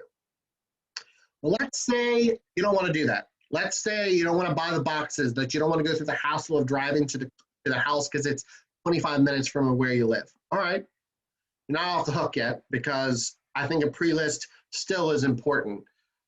I would then convert everything to a pre-listing video concept. So do basically, and I have 2 people doing them now, is they take their presentation on Canva and they record themselves on Zoom and then they flip it into YouTube. And it's saying, you're generic enough that you're not specific about the property, but you're like, hi, I'm looking forward to our appointment and I wanted to share with you some strategies on what I do to get homes sold. And then you go over your unique value proposition. You go over some of that thing. Make it no more, if you're looking at the little packet here, I think 3 to 5, no more than 6 minutes on page 17 of the workbook. Don't make it a super long video, but then why don't you do that? Like, again, embed it in that email that says, great, I want to see you at 3 o'clock on tomorrow. Click on this link for the seller questionnaire, and also click on this video, this 6-minute or less video, and it explains my marketing and strategy to get your home sold. That's a pre-listing video. It's the same exact thing. And in some ways, the video is kind of interesting because it shows your personality. It actually sees that tonality and that body language, right? So I would just say, don't make an excuse about the pre-listing. In my opinion, it needs to be part of your seller system. Create a video, have fun with it, or deliver an awesome, really high quality package that has some high value content, and then cutes it up with some kid stuff, dog stuff, whatever it is for that, all right? So no excuses, pre-list. How many people are on here? Literally 2 to 3 people in every one of my training is the only amount that does this. And they're all like, great idea, and only 2 or 3 people. I know ICON is overachievers. You guys excel, so I know everyone on here is going to do it. So I challenge you to do so. All right? Well, let's roll into the preparation of the appointment. We haven't even got to the daggone appointment. Tomorrow is where we dive into the actual appointment and then go all the way to the closing and finish line. But now it's about the preparation, because we come to listings prepared because we are listing experts, right? So I'm going to dive a little bit into CMAs. Again, I'm sure your brokerage covers some pricing strategies. I'm going to cover some of the key hot buttons that are important to me. And I'm going to also talk to you about the value of a seller net sheet. Does everybody know what a seller net sheet is by show of hands? Okay, good. So we'll hopefully roll through that pretty quick. All right, so preparation. Obviously then, now you've got the appointment set. Now is the time to start doing your research on the subject property. I'd say the first thing is never stop trading on CMAs. 15 years in the business, I learn something new every day. Every CMA is different. Every market is different. So it is crazy. So make sure you're attending trainings at your brokerage and at RAR. They have amazing training at RAR. We have a training program for CMAs if that's something you guys need. First thing I notice when I'm coaching people with CMAs is that they put too much in it. Like they have 65 sold comps, right? Quality over quantity. I look for the 3-3-3. 3 active, 3 pending, 3 closed. And if you talk to an appraiser, that's what they look at as well, right? So I'll see somebody that'll literally have 10 pendings and they're really stretching it with square footage, age, and I'm like, nah, take all those out. You need 3 or 4 good quality houses to compare. Just think about it. If you have 10 properties that are closed, you're watering down all those averages, because the more you add, the more watered down those numbers get, right? So think of quality versus quantity. And then make sure you're thinking of like kinds. There is a huge difference between a ranch and a 2-story. I come from a new construction background. My father is a builder, and he instilled in me that price per square foot is not the same, not created equal. And there's this interesting slang in the consumer world and with the realtors that everybody talks about is price per square foot. That is not how you price houses, right? Because let's give you an example. I wrote it, I gave it a diagram. If you take a 2,000 square foot ranch, right? So I'm going to draw that out. And then I'm going to take a 2,000 square foot 2-story house. It's not the same cost to build that house, because the ranch, the foundation, the footer, the concrete, and the roof line is 2,000 square feet. A 2-story house is 1,000 square foot concrete and 1,000 square foot on the roof, right? It's physically less materials, and costs of materials are going through the roof. So I see all the time people are putting a ranch house and pricing it next to a 2-story house. And then the interesting thing is the subject property is a tri-level. And I'm like, well, no offense, but that shit ain't right. It ain't right. Like, so you got to be careful about pricing your houses based on that style of house. So there's a cool, if you don't know the styles, which is interesting, a lot of realtors don't know the styles, and then they put, you know, like when you're inputting your listing and it says what type of house, they'll say colonial, and then I'll click on it, I'm like, that ain't a colonial. They don't even, so first of all, don't filter using that. So when you're doing a CMA, don't use that filter. No offense, but realtors are putting wrong information in there. So you're like, all right, I have a colonial. So then I do a search on MLS and they put colonial and it's not, it's going to throw everything off. So I don't even use that filter anymore when I'm doing CMAs, because nobody knows what, we don't know what these are. So if you want to be an expert in that, if you feel like that's something I use, if you go to magazine.realtor, it actually clicks, you can see each style. Like if you're trying to learn the difference, what a Cape Cod is, it'll kind of give you a description of what that Cape Cod style is. And again, it's at magazine.realtor.com. And so know what those styles are, or worst case, just know 2-story versus a 1-story are a big thing. And I don't want you to use price per square foot. Unless you're doing new construction where that same house is built 6 times in the neighborhood, then you can use price per square foot. But if you know me, Richmond, literally there's a $500,000 house across the street from a $250,000 house. I'm from the Midwest where we have cornfields and we build the same house 75 times, but Richmond doesn't do that. You guys move up, we change those house styles a lot, and that really does impact the pricing. So that's my quick tips on CMAs, but you need to become an expert at that. CMA skills is the listing specialist, right? And so one of the things, if I'm coaching new agents, is I want to see 1 CMA a week. And they're like, but I don't have any properties to do a CMA. We'll pick one. Drive down the street, see your neighbor's house, write down the address, and do a CMA on it, right? If you do an open house, go home, if you're a buyer's agent or a buyer, go home and do that property. Practice it. Nobody's going to see it, you know? So part of your homework, your self-study, is to do a subject property CMA. And I'll give you the address at the end here, and I want you to email it to me. No judgment. I don't care if it's right or wrong, because you know what? It could be wrong or right, because the market isn't how we interpret the data, right? And I want you to get into that skill, right? So let's talk about the pricing of a property, because again, you're prepping for that appointment. What if the seller objects to the price that you're recommending, right? So you kind of have 4 options. I mean, you have 3 options really. Not take the listing. I say be careful, because CMAs are 60 to 180 days away from what the real market's doing. A real life example, I had a listing appointment on a property in Brookstone, which is in Chesterfield, right? And I thought it was a certain price. My stubborn self was like, nope, no way he's going to get that price. Listed with somebody else, got that price, right? So you realize that, you know, things are moving a lot faster than CMAs and data. So if you're in the ballpark, you may want to take the listing. Write a price reduction schedule onto the listing agreement. So I want you to write this down, because it's not on the slide. If I think the house is worth $350,000 and they think it's worth $375, all right, I'll take the listing, because it's $25,000 over what I think it's worth. But I'm going to write this in.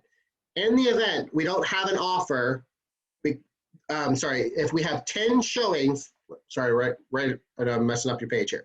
10 showings or 14 days with no offers, we agree to reduce the price to $350,000. In the event we have 10 showings or 14 days on the market with no offer, we agree to reduce the price from $375,000 to $350,000. Maybe they're going to go that low. Maybe they'll go $10,000. I don't care what the amount is, but you need to have a built-in price reduction built into that listing agreement. So I'd rather you take the listing with a price reduction agreement, so you're coaching them through it, all right? And then when I'm setting up the showings, I'm telling them how many showings they have. Hey, you know what? We're 10 days on the market. We've only had 3 showings. What I'm coaching them to is about to tell you that we're about to reduce the price, right? So I personally think we're in a market where you take the listing and then you coach them through the price reduction consultation. So does everybody get that? I flubbed it up at the beginning. You guys got that though? Okay. And then the last one is possibly have it possibly appraised. Appraisals are about $350, $400. I personally think they need skin in the game, sellers. So what I do in my listing agreements, I say you pay the $400 appraisal, and I'll reimburse the $400 at closing. I'll give it back to you. Now the beauty of that is that the appraiser is now is telling you what market value is, right? And then the cool thing is that you could even, if it makes sense to do so for marketing and strategic negotiations, put the appraisal in a 3-ring binder and stick it on the kitchen counter. I ain't trying to get lowball offers. If I have appraisal for a $350 house and you're trying to offer $325, I have an appraisal that says it's worth $350, right? You can use it as a leverage tool for marketing. Grab a rider sign that says recently appraised, ask for details. You get sign calls off of that, right? So 3 strategies: not take it, write a reduction clause in there, or have it professionally appraised and think about that, right? I think those are things that you could talk to your broker about and see if those are a win. But I would think you absorbing more listings because of it, because I think that's a win-win. Okay. Hey, Drew. Yeah. Quick question for you. On appraisals, I personally have had appraisals missed badly by 13,000 off. So the danger there is, what if the appraiser screws up? How do you deal with that? The good thing is when you're hiring an appraiser that's not a buyer's appraisal, you can kind of coach them through that, right? So what I do is when they're doing the appraisal, because it's a seller appraisal, it's not a buyer appraisal, right? I'm going to say, hey, these are the 6 comps that I saw that get us to value. What do you think? Like, there's more of a more fluid conversation because they don't have regulations of the bank and the lender. Reason why they're so rigid on appraisals with the lender and the buyers, because that's what they pay for it, right? That's their product, it's their result. So I would say just get ahead of it, David, and just say, I want you to do a seller appraisal. I want you to dismiss street. I'm going to email you the comps I think would be helpful, and let's see if the numbers are lining up where it is. And then sometimes I tell the appraiser, hey, the seller thinks it's worth $375. I think it's $350. That's why I told him to get an appraisal. Could you help me prove my point? Right? So you coach the appraiser to help you win the battle there. Okay. Seller net sheet, you guys said you have covered this, but I think it's very vital to have, and it's a unique value proposition. A lot of agents don't do these, and I don't know why, right? Because the thing is with the net sheet, you're the financial consultant. It's now not talking about what house sold up the street for and anything like that. It's how much you're going to profit, how much money you're going to make, right? We talked about talking to those buyers that are 3, 5, 10 years back, right? It's about how much money they're going to pocket. And right now, people are making a killing. Like, it's crazy what the values are doing. So I don't know if you can see the slide too well. I put the example in page 21. This is with a local title company that I use often, but these type of seller net sheets are everywhere. You can Google one, there's Excel spreadsheets, but most likely your lender partners and your title companies have one.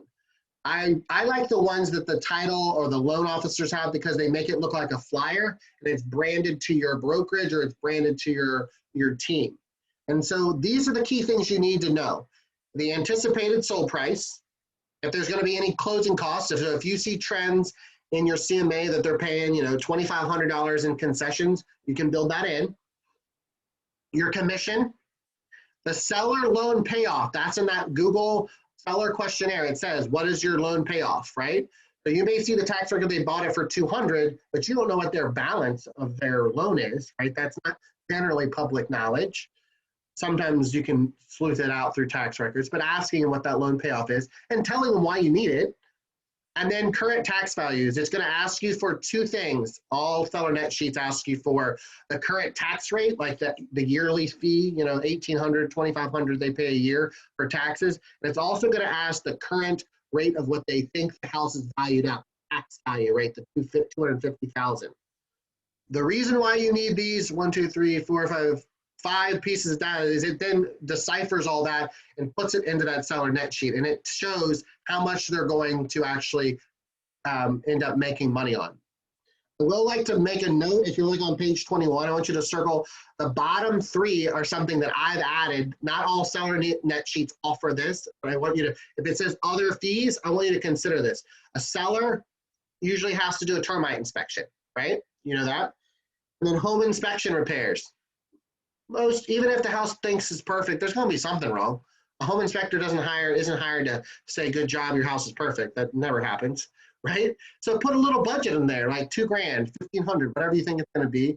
And then if there is any buyer paid closing costs, right? Again, that's that trend of that seller concessions.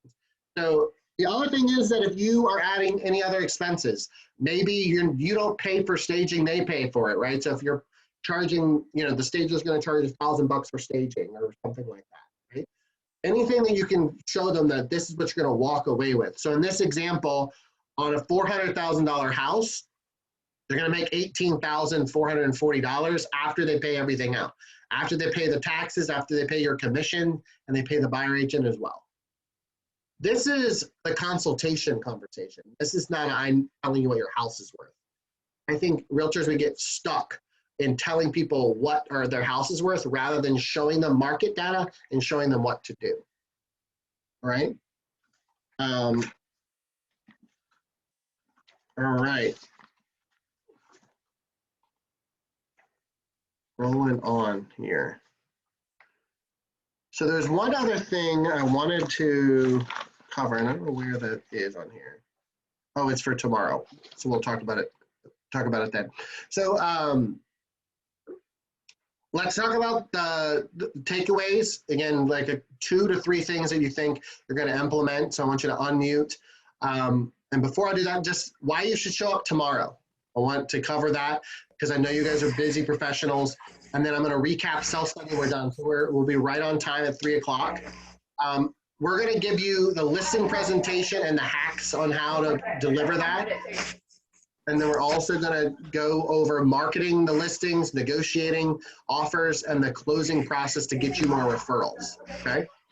So give me your ahas, what you're going to plan to implement. No particular order. I'm going to write them down. I'm going to implement being a local data expert, the homework assignment that you gave us, and also doing the seller and the buyer, Googling, doing the questionnaires, formatting that to send to them. Good. So those are 2 things I want to do. Love it. And the boxes. I love the boxes. Yeah, have fun with it. Uprint or Pack-Roll-Up is a couple companies. I mean, if you Google custom-made boxes, I'm sure there's others out there. Who else? Sherry's the only one bringing the heat. I'm actually going to, go ahead. Okay. I'm going to really blow out my CRM. I don't like Top Producer either. So it is, I don't like it. I don't like it. So I'm going to work on that. I love the tips you gave on the listing presentation. So while I have one, I want to tweak that even better. And then I want to work on, I like the data stuff that you showed with the market stats. So I've been playing around in that. So I want to, just kind of get used to using that more often. It's easy, right? It's right there. Don't even have to play with it too much. Good. Yep. Love it. What else? Yeah. So for me, I want to do the social media section. 532? 532 for sure. Because I'm not good at that at all. It's something that I'm really working on. So this is really helpful. And with the CRM, I have to agree with Shamika and you. I have Top Producer, and then I also have the Ryan Buffini, but that one is kind of geared towards referrals for buyers.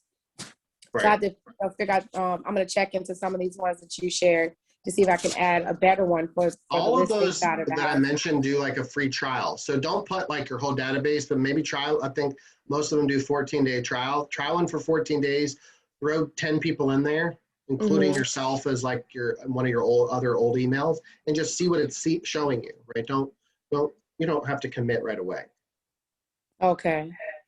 And then thirdly, I wanted to do the forms that with Google altogether. That just really seems like it's just going to help do some of the connecting and legwork that we have to do with kind of building a rapport with people. I feel like at the end of the day, I'm so drained and talked out and texted out that I don't have any, additional, energy for anything else. I feel like this type of stuff will kind of take, some of the tasks.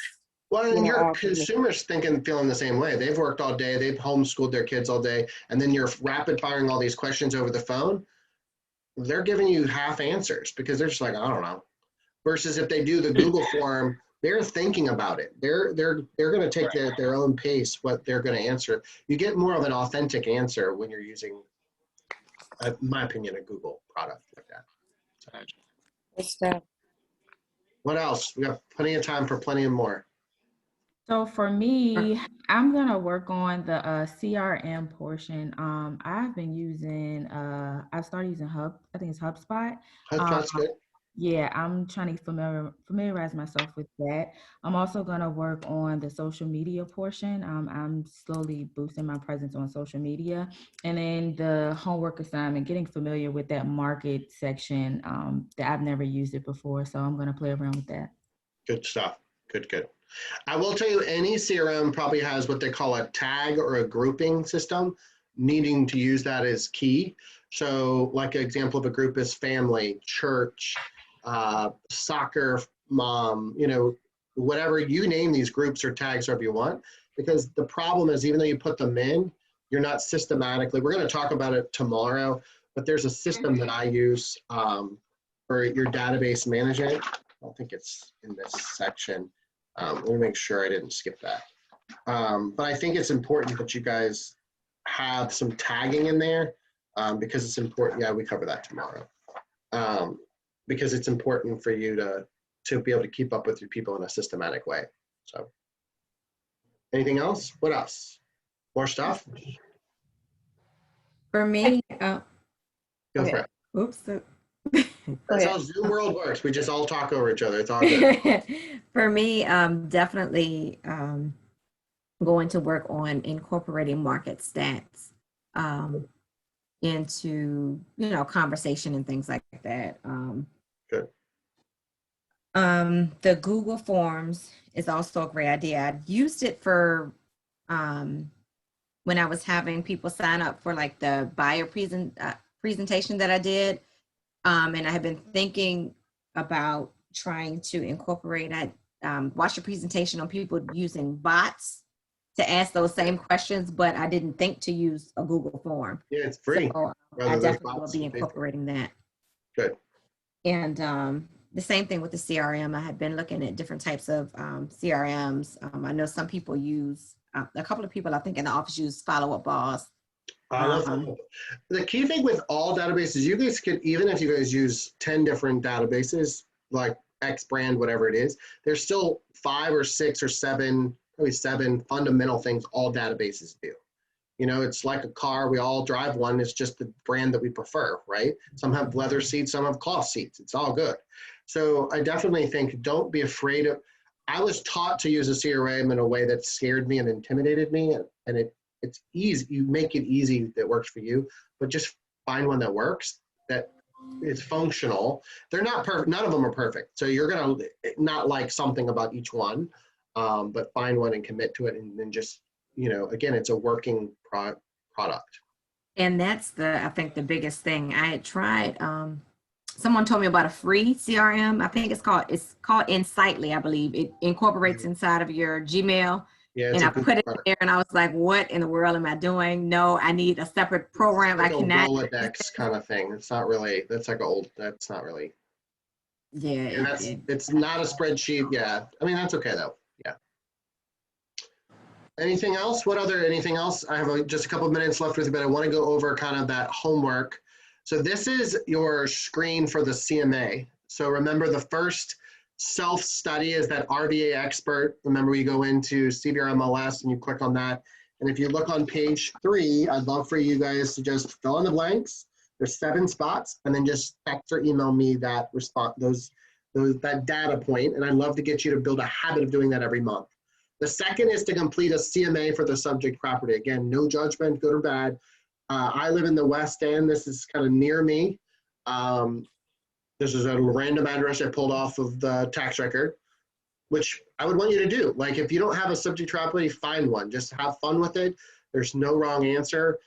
It'd be great to have you guys mastermind with each other. If you guys are in a workroom, hey, I did this CMA. What do you think I did wrong? What do you think I did well? Like the more you practice with your CMAs, the better you get. And again, you're never going to be perfect because it's a moving target. But the address is 1224 Valley Brook Drive in Rico. It's a 4-bedroom, 2.5 bath, 2372 square feet and built in 1994. I got that information from the tax record, so that's what I know. You also, when I Googled it and went in on Zillow, it has old photos. It's now, we're going to assume it's fully renovated. So if you're Googling it and you're looking at the photos, it looks a little dated, right? So the assumption is they brought up to kind of today's standards. You guys have been in houses, right? So granite, hardwood, whatever you feel is appropriate there. I just want you to go through that experience of pricing a CMA of a house. And then I want you to email that to me as well as that stat. And then we'll give you that pre-listing packet, that Canva one that I showed you before to make sure. So does everybody have my email address? I have 2, but the easiest one is coachingwithdrew@gmail. Coachingwithdrew@gmail, that's one I check the most often. And then if you want to text or email me, or text me in any way or call me today, my phone number is 804-937-0773. 804-937-0773. And so essentially that's today's workshop. Like I said, tomorrow we're going to dive deep into the physical listing appointment. Then we're going to talk about multiple offers and how that's impacting the market specifically on the seller side. Then we're going to talk about how to bring it home to where when you're at the closing table, you can get referrals of more seller listings, because we know that. And then we are going to do a little bit deeper dive into your database and client relationship management. Those, how do we provide that service and stay in contact with our database so that they're clients for life and that they refer us more listing leads. All right. Well, did you guys get value out of the 2 hours today? Was it worth your time? Good. Well, I'll see you guys at 1 o'clock, same channel, same link at 1 o'clock tomorrow. And invite your friends. If anybody in your brokerage didn't show up to day one, no judgment, they all have that stuff going on, but invite them to day two. There's tons of meat that's connected to day one, but they'll still be able to hang with us on day two. So you guys are influencers in ICON. You guys showed up. And so grab a fellow agent by the arm and have them join us tomorrow. Again, I'll talk to you guys offline if you need anything else. Otherwise, I value your time. It's 3 o'clock. We're out of here. Thanks, Drew. Thanks. Thank you. Thank you, Drew. All right, folks.